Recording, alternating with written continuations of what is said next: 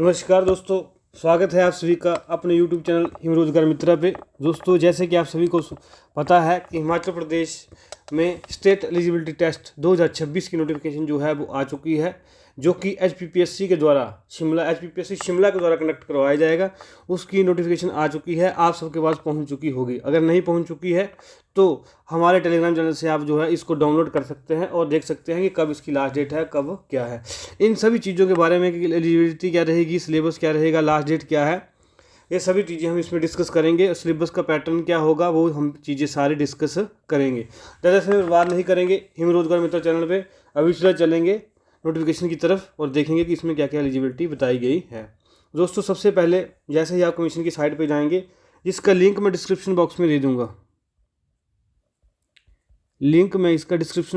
दूँगा, ताकि जो है आप सीधा ही कमीशन की साइट पे पहुंच जाए और वहां अप्लाई कर सकें स्टेट एलिजिबिलिटी टेस्ट। दोस्तों, सबसे पहले जब आप कमीशन की साइट से डाउनलोड करेंगे 3 जनवरी 2026 को जो है ये नोटिफिकेशन जो है वो आई थी, और इसमें जो है वो बताया गया है कि eligible desirous and eligible candidates जो है अप्लाई कर सकते हैं स्टेट एलिजिबिलिटी टेस्ट के लिए।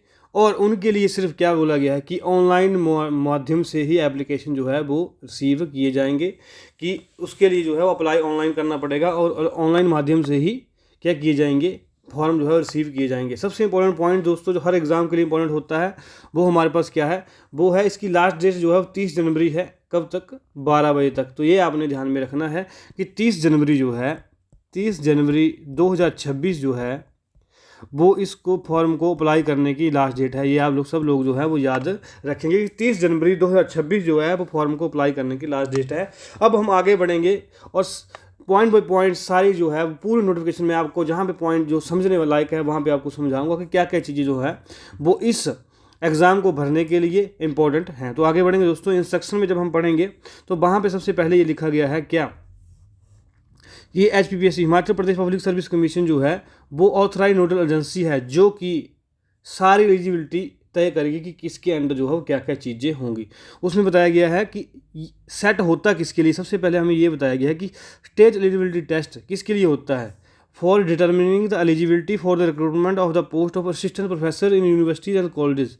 दोस्तों, इस पॉइंट से क्लियर हो रहा है कि स्टेट एलिजिबिलिटी टेस्ट जो है हिमाचल प्रदेश में HPPSC द्वारा कंडक्ट करवाया जाता है। ये किसके लिए होता है कि अगर किसी व्यक्ति को यूनिवर्सिटी और कॉलेज में प्रोफेसर लगना है तो उसके लिए जो है कहाँ पे जो है वो टेस्ट करवाया जाता है, और कहाँ पे, हिमाचल प्रदेश में। अगर किसी व्यक्ति को कॉलेज में प्रोफेसर लगना है, यूनिवर्सिटी में प्रोफेसर लगना है, तो उसके लिए जो है वो सेट जो एग्ज़ाम है जो करवाया जाता है, स्टेट एलिजिबिलिटी टेस्ट जो है वो करवाया जाता है। और दोस्तों, ये कितने सब्जेक्टों में करवाया जाएगा? 22 सब्जेक्टों में जो है टोटली करवाया जाएगा। आप यहाँ देख सकते हैं, ये लिखा गया 22 सब्जेक्ट में कराया जाएगा। और as see in para C below, वो पैरा भी हम आपको दिखाएंगे जहाँ पे जो है पूरे 22 के 22 सब्जेक्ट जो है मेंशन किए गए हैं।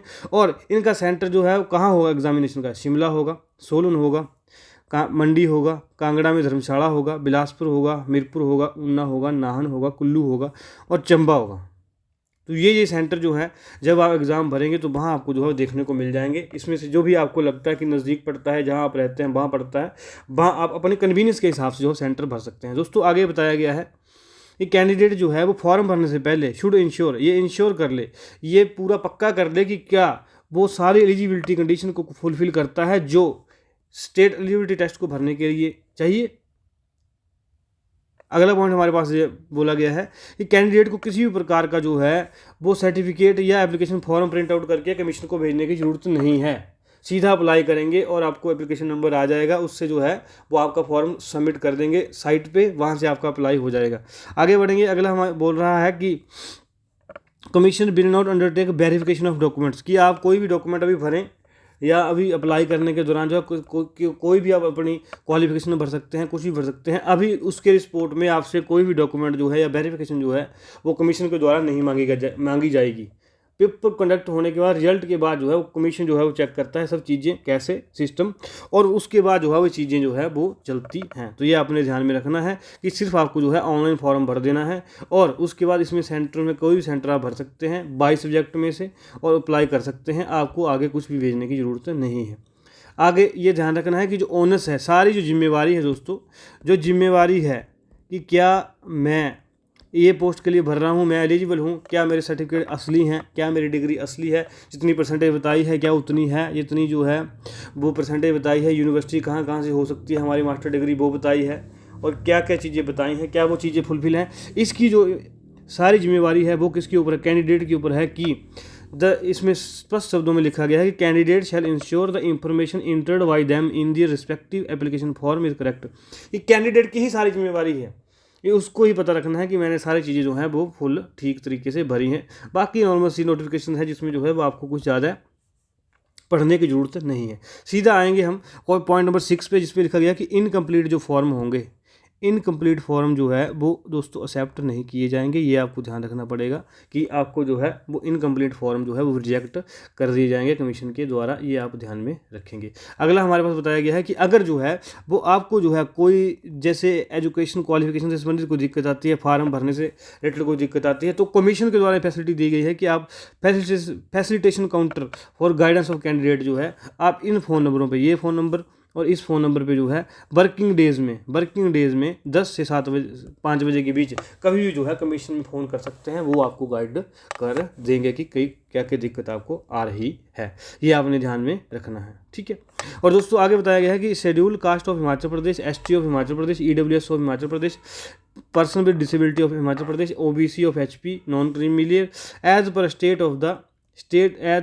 List of the backward classes will only be considered for the state eligibility test. कि जो लोग जो है वो SC ST OBC creamy layer person with disability जो लोग हैं वो स्टेट लिस्ट के अकॉर्डिंग जो है वो इसमें कंसीडर किए जाएंगे, ये भी आपको ध्यान में रखना है। आगे बढ़ेंगे दोस्तों, अगला हमें बताया गया है सबसे इंपॉर्टेंट चीज़ जो है वो Himachal Pradesh public service commission जो है वो 2026 का जो टेस्ट कंडक्ट करवाएगा वो दोस्तों किस में होगा, ऑफलाइन मोड में होगा। ये आपको जो है वो बातें ध्यान में रखनी है कि जैसे HPRC के द्वारा हर पेपर जो है वो आजकल ऑनलाइन करवाया जा रहा है, लेकिन पहले की भांति जो है वो शिमला कमीशन के द्वारा, HPPC शिमला के द्वारा ये पेपर जो है वो ऑफलाइन मोड में ही करवाया जाएगा, ये आपको ध्यान में रखना है। ठीक है दोस्तों, तो पेपर कैसे होगा, ऑफलाइन होगा।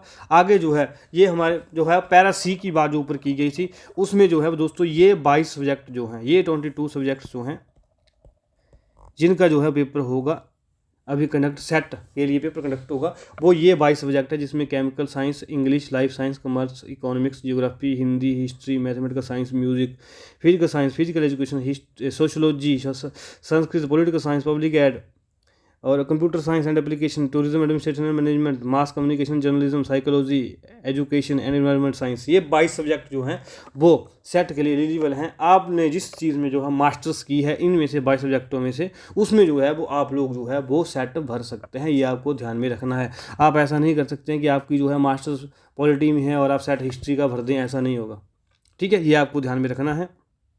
आगे बढ़ेंगे दोस्तों, अब जो है एलिजिबिलिटी कंडीशंस की बात की गई है जो काफ़ी इंपॉर्टेंट जो है वो इस फॉर्म को भरने के लिए चीज़ हो जाती है। इसका हमने जो है वो डिटेल जो है वो जो चीज़ें मैंने मार्क की हैं ये मार्क्ड PDF भी मैं आपको बाद में सेंड भी कर दूंगा, ताकि जो है आपकी तसल्ली के लिए आप दोबारा इसको जो है वो पढ़ सकेंगे, कहाँ पे कौन सा पॉइंट इंपॉर्टेंट है ये ध्यान में रखेंगे। दोस्तों इसमें बताया गया है पहला पॉइंट कि general reserved and general EWS candidate who have secured 55%। दोस्तों ये ध्यान रखेंगे कि 55% जो है वो मार्क्स आपके किस में होने चाहिए, मास्टर्स डिग्री में, इन मास्टर डिग्री की जनरल के लिए, अनरिजर्व के लिए और जनरल EWS के लिए 50% मार्क्स की एलिजिबिलिटी रखी गई है सेट का फॉर्म भरने के लिए, किसमें, मास्टर्स डिग्री में। तो ये आपको ध्यान में रखना है कि मास्टर्स डिग्री में MA MSc MCOM में जो है वो आपकी जो क्या होनी चाहिए 55% जो है वो आपके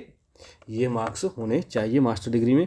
और SC ST और OBC के लिए और PWD के लिए, पर्सन विद डिसेबिलिटी के लिए ये 50% जो है वो एलिजिबिलिटी रखी गई है। ये एलिजिबिलिटी जो है दोस्तों क्या रखी गई है, 50% जो है वो रखी गई है। ये आपको ध्यान में रखना है कि जनरल EWS और UR के लिए जो है वो कितनी रखी गई है 55%, और SC ST OBC एंड ये जो PWD है इसके लिए जो है वो क्या रखी गई है 50% जो है वो रखी गई है। ये आपको ध्यान में रखना है। आगे हमारे पास लिखा गया है कि किस इंस्टीट्यूशन से जो है वो आपकी क्या होनी चाहिए, मास्टर्स डिग्री होनी चाहिए। इंस्टीट्यूशन और university recognised by UGC in humanities including languages and social sciences. तो ये तो चलो आपको पता ही है। आगे बढ़ेंगे, अगला हमारे पास पॉइंट है कि candidate who are pursuing their master's degree और इक्विवेलेंट कोर्स और candidate who have appeared for qualifying master degree in the final year whose result is still awaited or candidate whose qualifying examination have been delayed may also apply for this test। दोस्तों इसमें इस जो point number 2 है इसका सीधा मतलब ये है कि जो फर्स्ट ईयर में कैंडिडेट हैं मास्टर डिग्री के या सेकेंड ईयर में कैंडिडेट हैं वो सब जो है वो अप्लाई कर सकते हैं, ये आपको ध्यान में रखना है। ठीक है, इसमें ये बताया गया है कि परस्यूइंग डिग्री वाले भी जो है मास्टर डिग्री वाले वो बंदे जो है वो लोग इसमें जो है वो अप्लाई कर सकते हैं, ये आपको ध्यान में रखना है। However such candidates will admitted provisionally and shall be considered eligible for the post of assistant professor in university और colleges in the state only after they have pass the master degree examination as stated above. दोस्तों इनका मतलब ये है कि जब आपका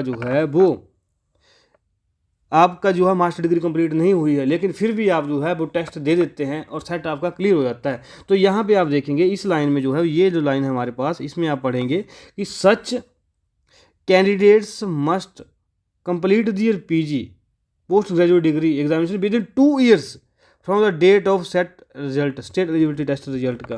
तो दोस्तों ये मैंने आपको तभी बताया था कि जो है इसमें फर्स्ट ईयर के बच्चे भी जो मास्टर डिग्री के फर्स्ट ईयर में है सेकेंड ईयर में वो भी अप्लाई कर सकते हैं, क्योंकि ये जो है वो 2 साल तक जो है वो वैलिड रहेगा, 2 साल तक जो है वो ये वैलिड रहेगा, आपकी डिग्री पूरी होने तक जो है वो ये वैलिड रहेगा। 2 साल तक जो है सेट क्लियर करने के 2 साल के अंदर अंदर जो है वो आपको मास्टर डिग्री कंप्लीट करनी होती है, तो ये आपने ध्यान में रखना है कि 2 साल तक वैलिड रहेगा। फर्स्ट ईयर के बच्चे भी जो है वो अप्लाई कर सकते हैं, सेकंड ईयर के तो करेंगे ही लेकिन फर्स्ट ईयर के बच्चा भी कुछ आता है तो वो भी जो है वो अप्लाई कर सकते हैं सेट के लिए, ये आपको ध्यान में रखना है। यहाँ जो है काफ़ी कन्फ्यूज़न बच्चों में क्रिएट होता है। आगे दोस्तों आगे बोला गया कि जो पीएचडी होल्डर जिन लोगों ने पीएचडी जो थी वो 19 दिसंबर 1991 से पहले कर ली थी उनको जो है क्वालिफाइंग मार्क्स में 5% का जो है वो रिलैक्सेशन दिया जाएगा। तो जैसे यूआर के होंगे तो उनको जो है वो 50% होगा, और अगर जो है वो SC ST OBC होंगे तो उनका 50 था उनको 45 होगा, ये आपने ध्यान में रखना है, 45% होगा, ये आपको ध्यान में रखेंगे। अगला बढ़ेंगे, अगला पॉइंट लिखा गया पॉइंट नंबर 4 कि candidate are invited to appear in the subject for of the post graduation only. दोस्तों इस पॉइंट का सीधा मतलब ये है कि जैसे मैंने आपको ऊपर बताया भी था कि कैंडिडेट ने जैसे मान लो किसी ने MA जो है वो पॉलिटिकल साइंस की है तो वो पॉलिटिकल साइंस का ही सब्जेक्ट जो है वो यहाँ पे चूज़ करेगा, वो हिस्ट्री चूज़ नहीं कर सकता है। ठीक है, इन 22 सब्जेक्टों में से जब भरने की बारी जो आएगी तो जैसे मान लो मैंने आपको पहले बताया था कि अगर आपने MA की है और MA आपकी हिस्ट्री में है तो आप MA पॉलिटिकल साइंस से नहीं भर सकते, फिर आप पॉलिटिकल साइंस से सेट नहीं भर सकते हैं। ये यहाँ पे बताने की कोशिश कमीशन के द्वारा जो है वो की गई है, ये आप ध्यान में रखेंगे। ठीक है, और अगर जो है मान लो कि कोई व्यक्ति ऐसा करता है कि उसने जो है वो पॉलिटिकल साइंस की जो है वो MA की है और हिस्ट्री से उसने जो है वो सेट भर दिया और क्लियर हो गया, तो वो कमीशन उसकी रिस्पॉन्सिबिलिटी नहीं देता है, वो क्लियर नहीं माना जाएगा, ये आपको ध्यान में रखना पड़ेगा। ठीक है दोस्तों, कमीशन के द्वारा हर चीज़ जो है वो पहले ही क्लियर कर दी गई है, ये आपको ध्यान में रखेंगे। और आगे बढ़ेंगे, एलिजिबिलिटी की और कुछ एक्सेप्शन जो है वो कमीशन के द्वारा जो है वो दी गई हैं। उसमें बताया गया है कि NET SET shall remain the minimum, जो बोले नेट सेट जो है वो मिनिमम क्वालिफिकेशन रहेगी किसके लिए, कॉलेज कैडर के असिस्टेंट प्रोफेसर के लिए। ठीक है, हाउएवर यद्यपि those candidate who have been awarded PhD, जबकि जो कैंडिडेट जो है जिनको जो है PhD UGC grants commission minimum standards and procedures for award of PhD degree 2022, जिन लोगों को PhD डिग्री जो है वो UGC रेगुलेशंस 2022 के अंतर्गत दी गई है उन लोगों को जो है वो असिस्टेंट प्रोफेसर के लगने के लिए सेट से जो है वो क्या दी जाएगी, छूट दी जाएगी। ये इसमें बताया गया है कि नेट सेट से उन लोगों को छूट दी जाएगी जिन लोगों की PhD जो है वो UGC रेगुलेशन 2022 के अंतर्गत हुई है।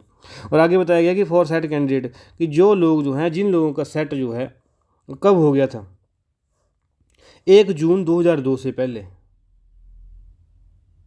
जिन लोगों ने सेट क्वालिफाई कर लिया था, ठीक है, 1 जून 2002 से पहले, उन लोगों को जो है वो नेट देने से जो है वो एग्जाम्प्ट किया गया है, उन लोगों को छूट दी गई है नेट देने से, और are eligible to apply for the post of assistant professor anywhere in India.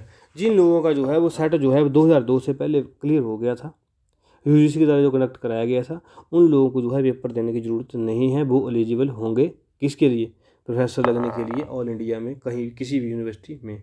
और आगे बताया गया है कि अगर जो है वो 1 जून 2002 के बाद किसी व्यक्ति ने जो है वो सेट के लिए अप्लाई किया था एंड क्वालिफाइड कैंडिडेट्स जो क्वालिफाई किया था सेट, तो वो जो है वो जिस प्रदेश का उन्होंने सेट किया है उस प्रदेश में जो है वो सेट लगने के लिए एलिजिबल होंगे, असिस्टेंट प्रोफेसर के लिए एलिजिबल होंगे। ये आपको ध्यान में रखना है, ठीक है।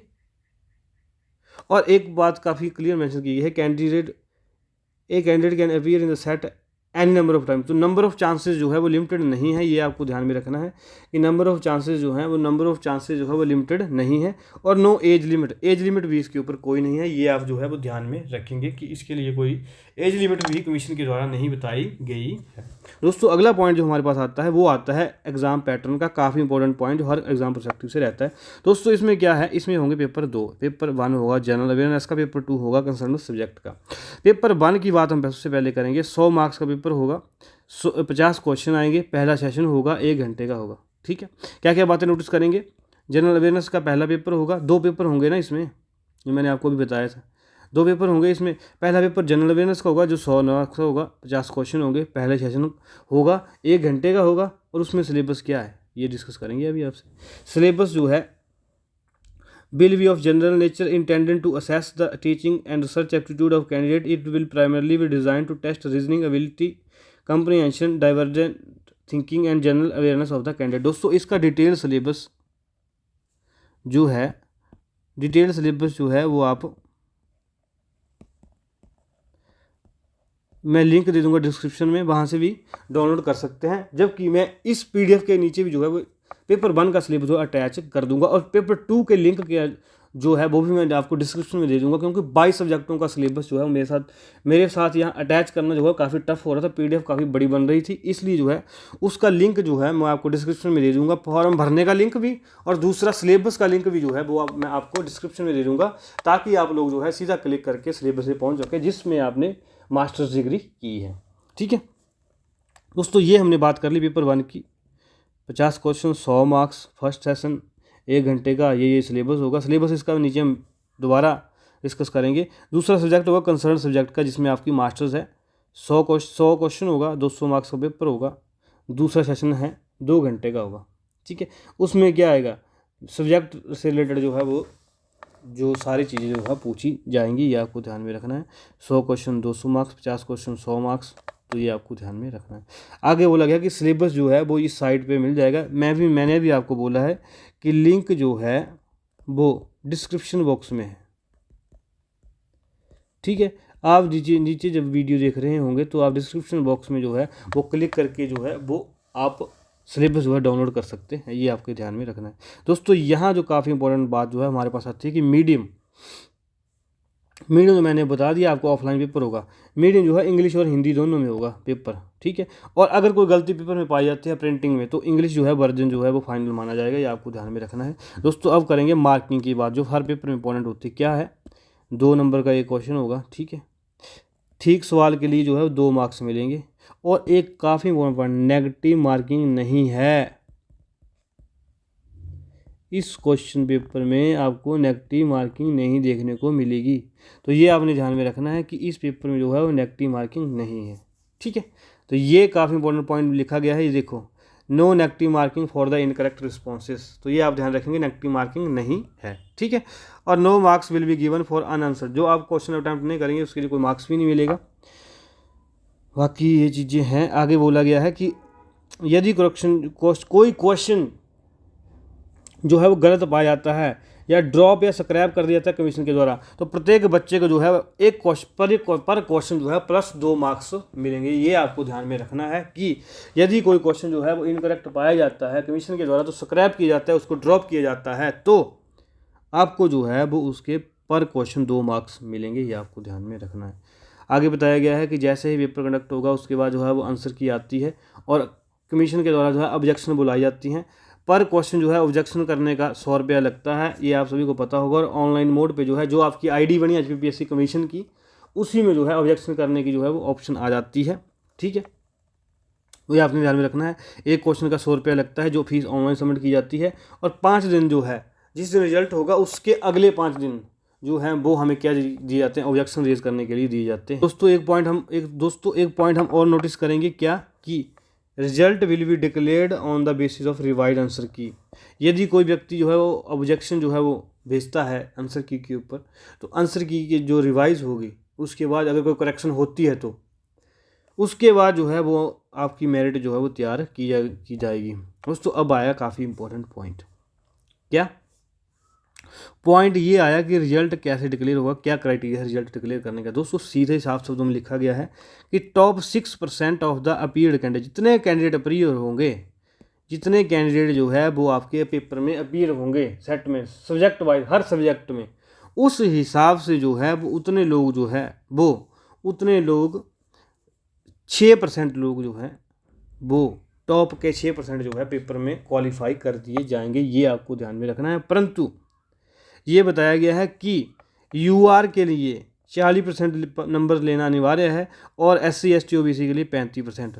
तो दोस्तों जब पूरा पेपर था ही 300 नंबर का, 300 मार्क्स का पूरा पेपर था, तो उसका 40% कितना बन गया, 120%। उसका 35% कितना बन गया, 105%। तो जो लोग जो है वो SC ST से हैं उनको क्वालिफाई करने के लिए मिनिमम 105 मार्क्स लेने पड़ेंगे। जो व्यक्ति UR से हैं उनको जो है वो 120 मार्क्स जो है वो मिनिमम लेने पड़ेंगे सेट एग्ज़ाम को क्वालिफाई करने के लिए। और बाकी जो है मेरिट किसकी बनेगी, टॉप 6% की मेरिट जो है वो बनेगी, टॉप 6% लोगों की मेरिट जो है वो इसमें बनेगी पर सब्जेक्ट जो है, ये आपने ध्यान में रखना है। और कमीशन के द्वारा साफ शब्दों में क्लियर कर दिया गया है। अगर आप यहाँ पे देखें क्या कि यदि किन्हीं जो व्यक्तियों का जो है, 2 व्यक्तियों का आपस में नंबर सेम आ जाते हैं, लास्ट क्वालिफाइंग मार्क्स के नंबर सेम आ जाते हैं, then all candidates who are in tie, जिनके बराबर मार्क्स हैं कट ऑफ के, वो सब क्वालिफाई किए जाएंगे। वेदर जो है वो आपकी जो है वो परसेंटेज 6% ऊपर चली जाए। तो ठीक है, ये आपको बता दिया। ये कट ऑफ के बराबर जो मार्क्स, मान लो 10 बच्चों के आ गए और 6% जो है वो 3 पे ख़त्म हो गया, तो जो है 10 के 10 बच्चे जो क्वालिफाई किए जाएंगे। ये आपको ध्यान में रखना है। और मेरिट सिर्फ किन की बनेगी, जो दोनों पेपरों में अप्लाई करेंगे, दोनों पेपरों में। ठीक है, पहले और दूसरे में। ठीक है, ये हो गया दोस्तों। आगे कुछ इंस्ट्रक्शन जो है वो पर्सन विद डिसेबिलिटी, दिव्यांग लोगों के लिए जो है वो दी गई हैं। उसमें क्या बताया गया है कि यदि कोई व्यक्ति जो है वो पर्सन विद डिसेबिलिटी है, उसको जो है पहले पेपर में जो है 20 मिनट एक्स्ट्रा दिए जाएंगे और दूसरे पेपर में 40 मिनट एक्स्ट्रा दिए जाएंगे। ये आपको ध्यान में रखना है। और यदि कोई व्यक्ति जो है 40% जो है से ज़्यादा फिजिकली जो है वो चैलेंज्ड है, दिव्यांग है, 40% से ज़्यादा दिव्यांग है, वो जो है स्क्राइब जो है अपने साथ जो है सहायक व्यक्ति जो है वो पेपर में रख सकता है, स्क्राइब जो है वो रख सकता है, जिसके लिए उसको जो है वो 1 हफ्ता पहले, पेपर कंडक्ट होने से लगभग 1 हफ्ता पहले जो है वो कमीशन को बताना पड़ेगा, या सेंटर को, जहाँ उसका सेंटर आएगा उसको जो है बताना पड़ेगा कि भैया मुझे जो है वो स्क्राइब की ज़रूरत है, मुझे आप अरेंज कर दीजिए। या फिर जो है वो सेंटर को बोल सकता है अरेंज करने के लिए, या कमीशन को, या खुद भी जो है वो ये बोल सकता है कि सर इसके ये व्यक्ति जो है वो हम स्क्राइब के रूप में लाएंगे। ठीक है दोस्तों, ये जानकारी थी। उसके बाद अगली जानकारी क्या है, कैंडिडेट हैज़ अ डिस्क्रिप्शन। मैंने ये बता दिया आपको कि कैंडिडेट जो है अपनी मर्जी से किसी व्यक्ति को ला सकता है। आगे बताया गया कि there is no provision for test booklets in Braille. जो ब्रेले जो होती है, जो विजुअली इम्पेयर्ड लोगों के लिए होती है, जिनकी जो है आंखों में कमी होती है, खराबी होती है कोई, उन लोगों के लिए जो है ब्रेले लैंग्वेज में जो है पेपर छापा जाता है। उसमें बताया गया है कि ऐसी कोई टेस्ट बुकलेट नहीं होगी, पेपर ऑफलाइन मोड में होगा। दोस्तों अब जो इम्पोर्टेंट पॉइंट आएगा हमारा, क्या आएगा, एग्जामिनेशन फ़ी की बात की गई है। जनरल के लिए 1150 है, 1150 रुपये है। General EWS OBC creamy layer, non creamy layer के लिए 600 रुपया। और SC ST BPL और PWD ये आप लोग पढ़ सकते हैं यहाँ से, इन लोगों के लिए हो 325 रुपये फीस है, ये आप ध्यान में रखेंगे। और फीस का मोड क्या है, ऑनलाइन मोड है, पेमेंट हो जाती है, आप सभी को पता होगा। ठीक है दोस्तों, ये चीज़ें जो थी हमें जो थी पूरी नोटिफिकेशन में जो पढ़ने लायक थी, मैंने आपको बताया था। ये चीज़ें दोस्तों इस पे जो पेपर में पढ़ने लायक थी। अगर आपको फिर भी कोई डाउट रह जाता है तो आप लोग जो हैं मुझे कमेंट में मैसेज कर सकते हैं, इंस्टाग्राम पे, टेलीग्राम पे, फेसबुक पे कहीं मैसेज कर सकते हैं, मैं आपका रिप्लाई करने के लिए तत्पर रहूँगा। ये जो लिंक है सिलेबस का, ये मैं आपको डिस्क्रिप्शन बॉक्स में भी दे दूँगा, PDF में भी दे दूँगा। वहाँ पे क्लिक करके आप अपने सब्जेक्ट का जो है वो क्या कर सकते हैं, सिलेबस जो है वो डाउनलोड कर सकते हैं। ये आपको ध्यान में रखना है। ठीक है दोस्तों, अब आगे हम बात करेंगे कि अगर आपको जो है वो हमारा चैनल अच्छा लगा हो तो आप जो है यहाँ से इस QR कोड को स्कैन करके हमारा YouTube चैनल ज्वाइन कर सकते हैं। यहाँ से आप हमारा Instagram ज्वाइन कर सकते हैं, और PDF के लिए आप जो है यहाँ से जो है हमारा टेलीग्राम चैनल ज्वाइन कर सकते हैं, जिस पे आपको जो है पेपर 1 का सिलेबस की PDF मिल जाएगी, और आपको जो है नोटिफिकेशन की भी पूरी PDF मिल जाएगी। अगर आपको कोई डाउट होता है तो आप हमें जो है वो कॉन्टैक्ट कर सकते हैं इंस्टाग्राम के माध्यम से, टेलीग्राम के माध्यम से, फेसबुक के माध्यम से, कमेंट के माध्यम से। तो दोस्तों जैसा कि मैंने आपसे कहा था कि मैं जो है वो पूरी जो है वो आपसे एडवर्टीजमेंट डिस्कस करने के बाद आपको पेपर 1 जो बताया गया है 100 मार्क्स का होगा, जिसमें 50 क्वेश्चन आएंगे, वो भी डिस्कस करूंगा दोस्तों। तो उसमें आप देख सकते हैं कि ये दिखा गया है कमीशन की साइट पे जो है वो लिंक मैं आपको दे दूंगा, जो मैंने आपको लिंक दिया, इस पर क्लिक करके जो है यहाँ पे क्लिक करके जो है इस लिंक पे क्लिक करके आप जो है वो सिलेबस को जो है वो डाउनलोड कर सकते हैं। यहाँ से थोड़ा डिस्कस कर लेंगे। सिलेबस जो है वो दिया गया है पेपर 1 का, जिसका क्या हेडिंग है, हेडिंग क्या है जिसका हेडिंग है general paper on teaching and research aptitude की बात जो है वो की गई है। उसमें बताया गया है कि जो ये क्या चीज़ है, ऑब्जेक्टिव है to assess the teaching and research capability. चलो इसको छोड़ो, अब ऐसे आप देख सकते हैं कि ये जो है यूनिट कितने हैं इसमें। टीचिंग एप्टीट्यूड है पहला यूनिट, जिसमें जो है डिफरेंट चीज़ें जो है वो दी गई हैं। दूसरा यूनिट जो है वो क्या है, रिसर्च एप्टीट्यूड है, जिसमें जो है रिसर्च टाइप वगैरह चीज़ें दी गई हैं। तीसरा जो है वो कंप्रीहेंशन का है। चौथा कम्युनिकेशन का आएगा। 5वां यूनिट जो है वो मैथमेटिकल रीजनिंग का एंड एप्टीट्यूड का है, जिसमें देखो आप यहाँ से देखो रीजनिंग आएगी, नंबर सीरीज आएगी, letter series, code, relationship, mathematics, fraction, time, distance, ratio, proportion, profit loss, interest. ठीक है, आगे हमारे पास क्या है, लॉजिकल रीजनिंग है। लॉजिकल रीजनिंग में क्या क्या चीज़ें आएंगी ये देख सकते हैं आप, मूड, फिगर, फॉर्मल कनोटेशन, सब चीज़ें, वेन ड्राइव जो भी है सब चीज़ें।